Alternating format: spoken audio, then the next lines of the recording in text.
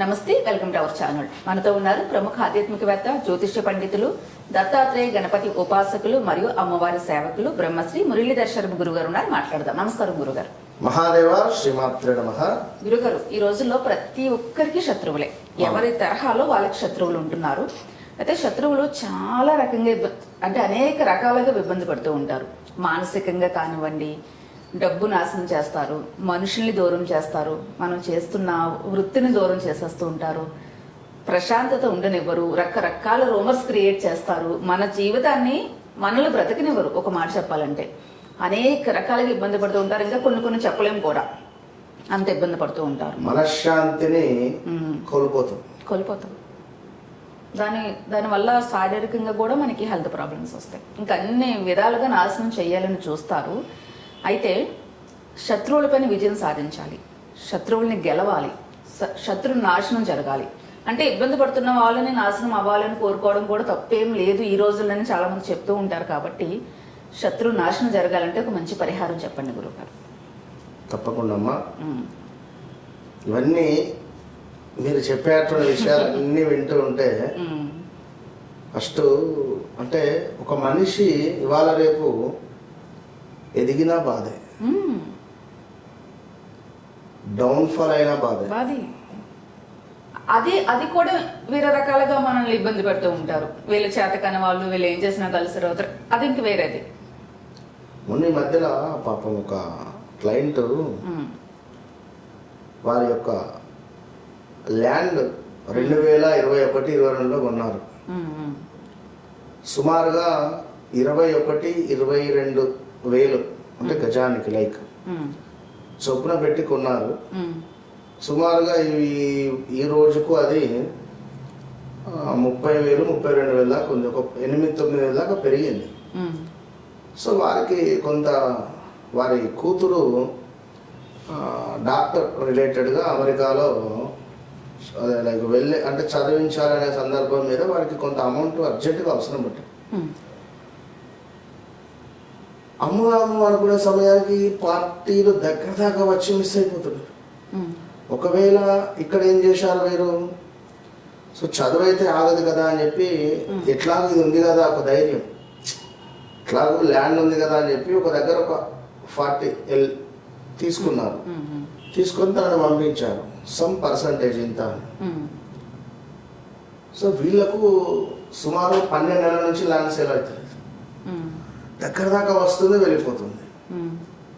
ఎందుకు అని ఆరాధిస్తే వారి సొంత రిలేటివ్స్, ఇక ఎందుకంటే ఇక చెప్పను ఈ వీరు వారు అని, వారే ఆ ల్యాండ్ పక్క రిలేటివ్ వాళ్ళు అంటే పక్కగా ఉండేటువంటి వారు. ఇప్పుడు ఈ ల్యాండ్ వీరిది, ఈ పక్క ల్యాండ్ వేరే వారిది, ముందు ల్యాండ్ వేరే వారు, అటు పక్క వారిది వేరే వారు ఉంటుంది కదా. ఇట్లా ఈ వీరి యొక్క ల్యాండ్ పక్క వారు అడుగుతారు కదా, ఏ ల్యాండ్ కొనాలని చెప్పి అనుకున్నటువంటి వారు, ఇక్కడ ఎంత నడుస్తుంది అది ఇదంటే, ఇక్కడ ఏమున్నది, చాలా రేటు బాగానే ఉన్నది, కానీ అతను మాత్రము చాలా తక్కువ రేటుకు కొన్నాడు. మీకు ఇంత రేటు చెప్తున్నాడు కదా, అంత రేట్ అయితే లేదు, సుమారు అతను 17-18 వేలకే కొన్నాడు గజము, మీకు 25,000 అని చెప్తున్నాడు, అబద్ధం చెప్తున్నాడు అనేసరికి ఇట్లా కొందామని అనుకునేటువంటి వారు వెనక్కి వెళ్ళిపోతారు. అంటే చూడండి, ఇప్పుడు మీరు అన్నటువంటి ఇన్ని పాయింట్స్ కాకుండా ఇది ఒక కొత్త పాయింట్. సో అట్లా చేస్తారు, మనకు వచ్చేటువంటి డబ్బును కూడా రానివ్వకుండా చేస్తారు. కుళ్ళు పోతుతనం, అవకాశాలు రానివ్వరు, కళ్ళమంట. ఇంతటి కళ్ళమంట అంటే నిజంగా వీరు నిజంగా చాలా బాధ అనిపిస్తుంది. సో ఇలాంటి సందర్భాలలో మహిషాసుర మర్దిని అమ్మవారికి సంబంధించినటువంటి శ్లోకం మన యొక్క లైన్లో 42 నుండి 47 వరకు చదువుకోవాలి. 42వ శ్లోకము, 47వ అంటే 42, 43, 44, 45, 46, 47 ఈ లైన్ ఏదైతే ఉందో అదంతా కూడా చదువుకోవాలి. కుదిరితే మొత్తము చదువుకోవచ్చు.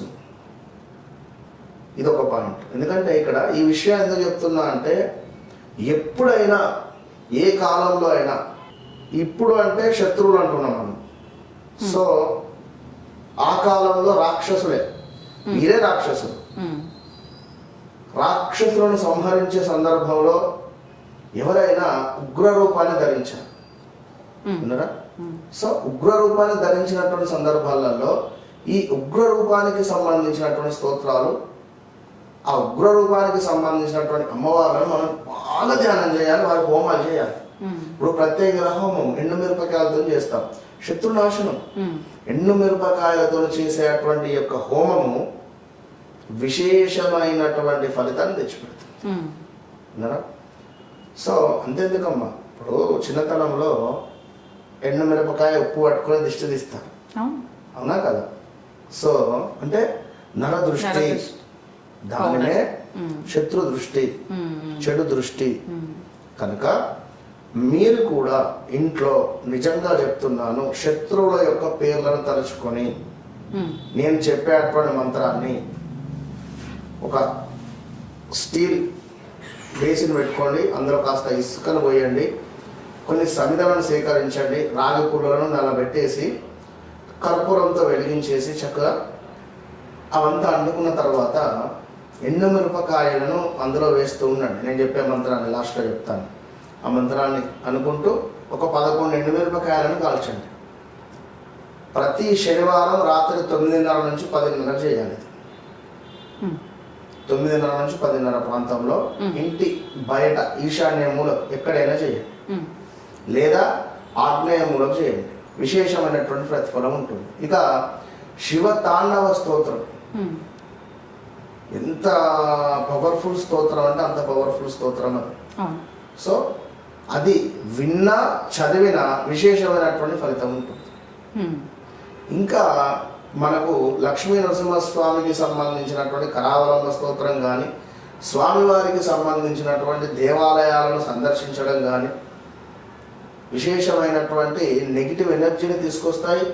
ఈ యొక్క మనకు ఎవరైతే మన యొక్క శత్రువుల నుండి మనకు విముక్తి కలుగుతుంది.